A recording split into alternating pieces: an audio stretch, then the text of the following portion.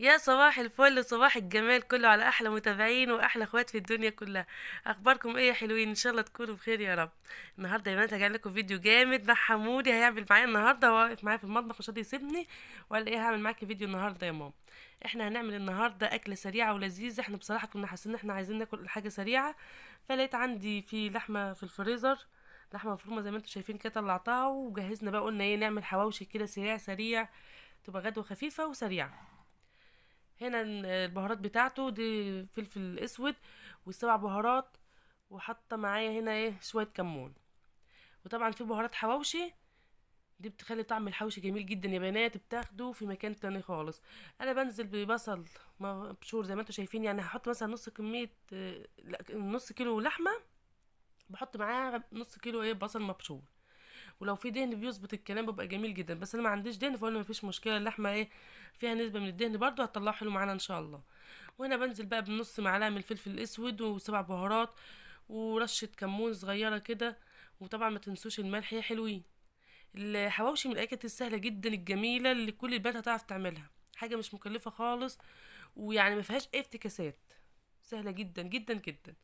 بس طبعا قبل ما نخش في الفيديو ونتعمق فيه، يا ريت تحط لايك يا احلى متابعين واحلى اخوات في الدنيا. هنا انا عجنت الخليط بتاعي ما شاء الله تبارك الرحمن، جميل جدا. نعجنه كويس كده، وحمودي قاعد يساعد ماما، حتى عمال كل شويه يقول لي ايه ده يا ماما، بتعملي ايه يا ماما؟ وريني كده يا ماما. نقلته من على الحوض جبته على ترابيزه المطبخ قاعد جنبي. متحرمش منه ابدا يا رب، عايز يعمل معايا كل حاجه. طبعا احلى حاجه في دنيتنا هما عيالنا، بالذات لما يبقى في كتكوت صغير في البيت كده، بيبقى هو ايه نيطية البيت كده، حاجه صغنطوطه في البيت، احلى حاجه في البيت هو. ايدي بحطها في كل حاجه مع ماما. اتمنى تحطوا اللايك عشان خاطر حمودي، واحلى لايك من احلى متابعين يا رب، كومنت جميل وما تحرمش منكم ابدا يا رب. احمد بقول لكم حطوا لايك، حطوا لايك عشان خاطر احمد. يسعد صباحكم يا رب، واشوفكم دايما بخير يا رب، احلى متابعين وما تحرمش منكم ابدا، ويدومكم نعمه في حياتي، اللهم امين يا رب. هنا احنا بفتح العيش، طبعا بسيب بقى الخليط بتاعي ايه يهدى كده مع نفسه 5 دقايق عشان ياخد يدي كله مع بعضه كده، واللحمه تتطعم بالبصل والبهارات والحاجات دي. احمد جعان فاكر العيش حاف. وبفتح العيش بتاعي زي ما انتم شايفين بالمقص كده عشان احشي على طول. انا كنت عملت معاكم الحواوشي قبل كده كم مره على القناه، وعملته في الفرن، بس النهارده انا ناوي اعمله على الطاسه على البوتاجاز. سهل جدا وطريقه سهله ولذيذه، وما خدش مننا يعني 10 دقايق واحنا واقفين كده، وكان ما شاء الله تبارك الرحمن استوى، وجهزت ايه اكلنا بسرعه. زي ما انتم شايفين كده احلى متابعين. احمد بيدوق لي الملح. بقول لي حلو يا ماما. شايفين هنا ايه بحط بقى الخليط بتاعي. طبعا الحوشي اللي بيجي من بره ده مش بيبقى فيه لحمه خالص خالص، ده يعني بيضحكوا علينا بجد.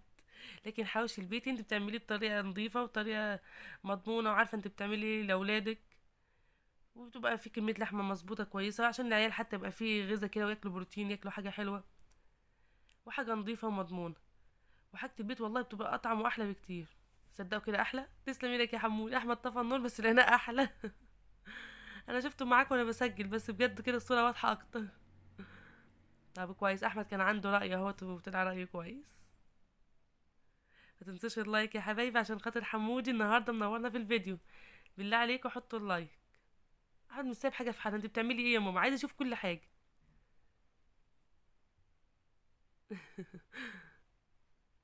طبطب عليه. بيعمل زي ماما ما بتعمل، يعني ماما بتطبطب فهو بيطبطب عليه هو كمان. كده احنا قربنا، يعني هنحط كل الكميه بتاعتنا زي ما انتم شايفين. شايفين ما شاء الله تبارك الرحمن، انا خلصت الكميه كلها هنا، وولعت على الطاستين. هنا طاسه المونيا وطاسه تيفال. مفيش مشكله، وتحط الاتنين المونيا عادي، تحط تيفال عادي، مفيش اي مشكله. طاسه الجرانيت دي حلوه، يعني ما بيلزقش فيها الاكل، تبقى جميله جدا. انا طبعا بحط شويه زيت في الطاسه زي ما انتم شايفين كده، وبقلب الايه الحوش بتاعي. لو انتم ملاحظين ان بياخد نسبه زيت في الطبق اللي بحطها، بقلبه على الناحيه التانية على طول عشان ايه برضو ايه تندهن بالزيت كده، ويقوم يطلع مقرمش معاكي وجميل. انا اسفه طلعت الكاميرا مقلوبه. وما اخدتش بالي. يعني احنا عدلناها. هنا الحوش بتاعي بدأ يستوي، وبدأ ما شاء الله تبارك الرحمن ايه. شايفين والله يا جمال، كان يا بنات كان جميل جدا والله. وكان طعم بجد يعني زي اللي بيتعمل في الفرن واحسن كمان. فحواوشي الطاسه برضو جميل جدا جدا جدا، وسريع ومش هيخليك بقى تولعي فرن وترصي في صينيه وحوارات، لا مش باخد معاكي حاجه يعني. هنا انا حتى بحط اتنين على بعض عشان ايه يعني، ده انه سخن واللي فوق يستوي ويطلع معاكي مستوي وجميل. صدقني جربي الطريقه زي ما انا عاملاه كده هتلاقيه حلو باذن الله، وسهل جدا جدا جدا، ما فيهوش اي افتكاسات ولا اي حوارات. احنا هنا طلعنا اول رغيف حواوشي ما شاء الله تبارك الرحمن. طلع جميل جدا جدا، وطعمه كان حكايه، وبتجهزي اكل بسهوله، ما بياخدش معاكي وقت خالص. لا بياخد معاكي وقت في تجهيزه، ولا وقت في تسويته، ولا وقت في اكله. من حلاوته كان ما شاء الله تبارك الرحمن، بألف هنا وشفا لكل كلمة. طبعا حمودي قاعد جنبي كده على الحوض يعني مستني، يعني عايز يشوف انت بتعملي ايه يا ماما.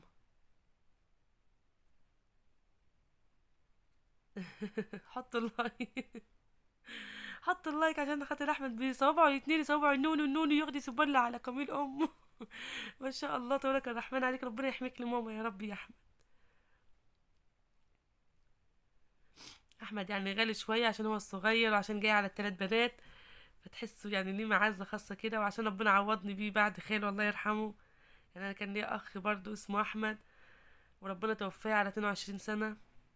ربنا يرحمه يا رب ويجعل مثواه الجنه، اللهم امين يا رب. فربنا بعت لي احمد، وحتى يعني شبه خاله بالظبط، نفس الشعر ونفس الشكل بحس ان ربنا سبحانه وتعالى يعني خد احمد اخويا وعوضني باحمد ابني.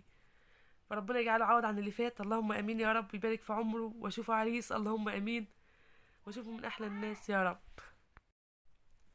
اللهم امين يا رب، اللهم امين، يجعل عوض عن اللي فات يا رب. هنا زي ما انتم شايفين يا حبايبي، انا ما بطلع الحواوشي بلاقي ان الطاسه مثلا ما عادش فيها زيت، بحط رشه زيت صغيره تاني برضو مفيش مشكله، عشان تحمر معاكي العيش كده بتاع الحوشي، يطلع ايه طعمه جميل ومقرمش وحلو. هنا البنات عايزين يدوقوا من الريحه، عمالين يقولوا ايه دوقينا يا ماما كده حاجه من اللي طلع.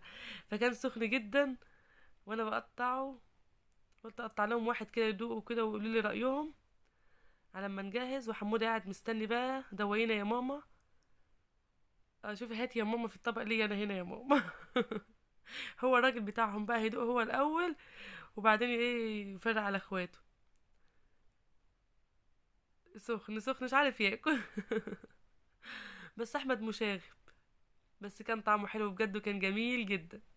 ما تنسوش تحط اللايك. هنا احنا خلصنا ما شاء الله تبارك الرحمن، عملنا احلى حبة حواوشي، وكان غدا زي العسل وبسيط جدا ومش مكلف. وعملنا جنبه طبق السلطة الجميل ده.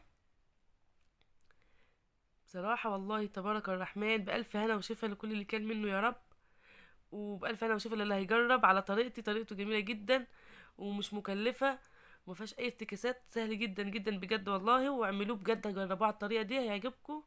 وهنا عملنا جنبه طبق سلطة جميل. طبعا السلطة من الحاجات المفيدة، لازم يبقى فيه طبق سلطة في كل الأكلات، عشان بيساعد على عملية الهضم ومفيد جدا للجسم وبيفتح الشهية. حمودة بقول لكم باي. حمودة حتى عمال ياكل جزر ما شاء الله، اي حاجة جنبي هو بياكل اللي قاعد جنبي. واحنا بنعمل السلطة كان الجزر. وهنا عايز ادوق الحواوشي بقى بعد ما برد، ورينا يا ماما كده. انا كان دي اول مرة ادوقه بس لقيت طعمه حلو. لا كان طعمه حلو بجد يا بنات. لا كان جميل جميل، والله بجد كان جميل. يلا اشوفوا وشكوا على خير يا رب، مع السلامة.